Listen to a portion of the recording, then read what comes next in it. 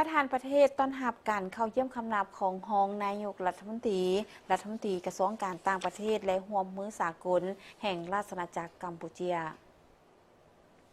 ในตอนบ่ายของวันที่27 พฤศจิกายน 2025 ที่ห้องว่าการสำนักงานประธานประเทศทานทองรุ้นศรีสุริตประธานประเทศได้ต้อนรับการเข้าเยี่ยมคำนับของทานปรากโซคนรองนายกรัฐมนตรีกระทรวงการต่างประเทศและร่วมมือสากลแห่งราชอาณาจักรกัมพูชาพร้อมด้วยคณะ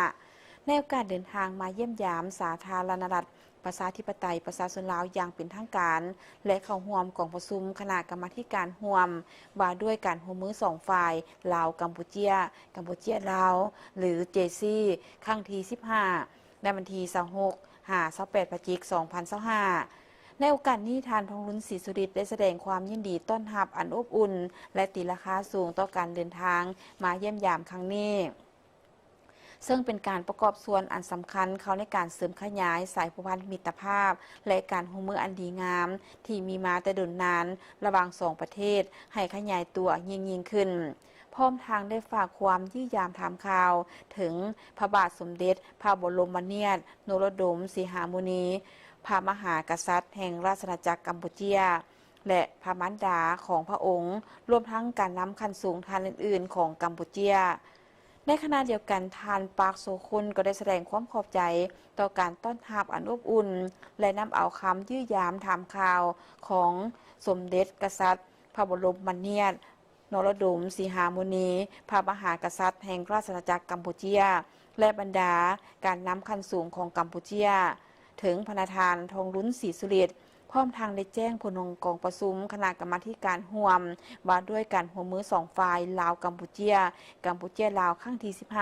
15ให้ทราบโดยย่อ